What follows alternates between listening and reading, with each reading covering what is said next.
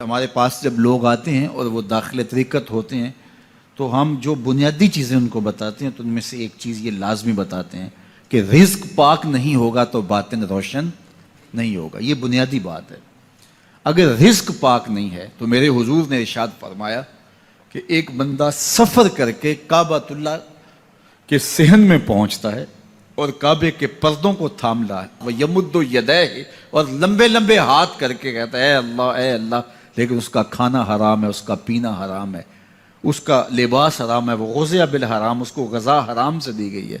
میرے حضور نے فرمایا اس کی کوئی دعا قبول نہیں ہوگی. سفر کیا, جنگل پہاڑ کاٹے, سمندروں کو پاٹ کر کے آگے گیا, ہواؤں کے کلیجے چیر کے آگے بڑھا, مہینوں کی مسافتیں طے کر کے گیا اور کعبۃ اللہ کے سامنے کھڑا ہے, سین حرم میں مطاف میں کھڑا ہے, لیکن اس کا جسم حرام سے پلا ہے. اس نے جو پہنا ہے اس لباس کا تانا یا بانا حرام کا ہے, اس کو غذا حرام کی دی گئی ہے, اس نے پیا حرام کا ہے, اس نے کھایا حرام کا ہے, تو پھر اس کا یہ سارا سفر رائے گاں چلا جائے گا, اس کو کچھ نصیب نہیں ہوگا. تو سب سے پہلی شرط اس عنوان سے عقل حلال ہے. اس کے بعد پھر صدق مقال ہے کہ آپ کی زبان جھوٹ نہ بولے. جب کوئی شخص جھوٹ بولتا ہے, روحانیات تو دور کی بات ہے, اللہ کے فرشتے اس سے 1 میل دور ہٹ جاتے ہیں. جب کوئی شخص جھوٹ بولتا ہے تو حدیث پاک میں آتا ہے اس کے منہ سے ایک خاص قسم کی بدبو نکلتی ہے. اس بدبو کو ہم نہیں سونگھ پاتے لیکن فرشتے سونگھ لیتے ہیں, چونکہ فرشتے انتہائی حساس مخلوق ہے, اور وہ جھوٹ کی وجہ سے نکلنے والی بدبو کو سونگھتے ہیں. اللہ نے حضرت امام اعظم امام ابو حنیفہ رضی اللہ تعالیٰ عنہ کو یہ بصیرت عطا کی تھی اور یہ باطنی نظر بخشی تھی کہ جب کوئی شخص وضو کرتا تھا تو اس کے وضو کے پانی سے پہچان لیتے تھے کہ یہ کس گناہ کا مجرم ہے.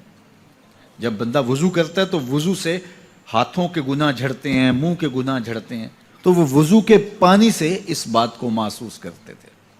اللہ نے ان کو وہ بصیرت عطا کی تھی, لیکن انہوں نے اللہ کی بارگاہ میں عرض کی مالک مجھ سے یہ چیز چھین لے, یہ چیز مجھے نہیں چاہیے. لوگوں کے بارے میں جو ہے وہ ایسا گمان پھر پیدا ہوتا ہے.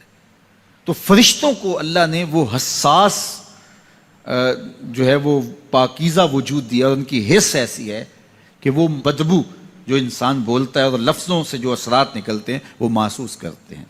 تو جب کوئی شخص جھوٹ بولتا ہے تو اس کے جسم سے, اس کی زبان سے جھوٹ کے ساتھ بدبو نکلتی ہے. اللہ کے فرشتے 1 میل دور تک پیچھے ہٹ جاتے ہیں. تو مجھے بتائیے, جو شخص جھوٹ بولتا ہو کیا اسے کوئی روحانی مرتبہ مل سکتا ہے؟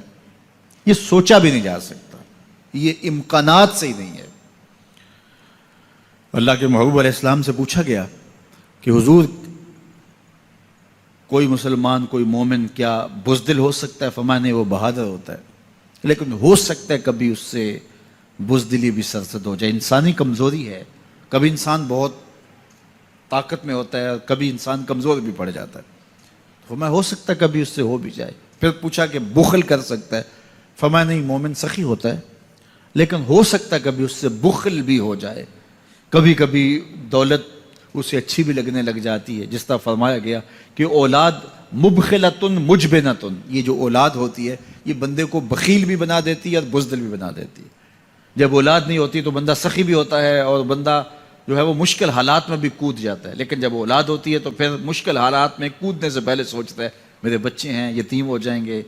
اس کو یہ خیال آتا ہے, پہلے ایسے مال لٹاتا ہے لیکن اولاد ہو جائے تو پھر وہ اولاد کا سوچتا ہے کہ ان کے لیے کچھ میں جمع کر لوں. تو اولاد فرمایا میرے حضور نے کہ مبخلہ و مجبنہ, یہ بخیل بھی کر دیتی ہے اور یہ کمزور اور بزدل بھی بنا دیتی ہے. تو مومن ہوتا بہادر ہے لیکن ہو سکتا ہے کبھی اس سے بزدلی بھی ہو جائے. مومن سخی ہوتا ہے لیکن کبھی ہو سکتا ہے اس سے بخل بھی ہو جائے.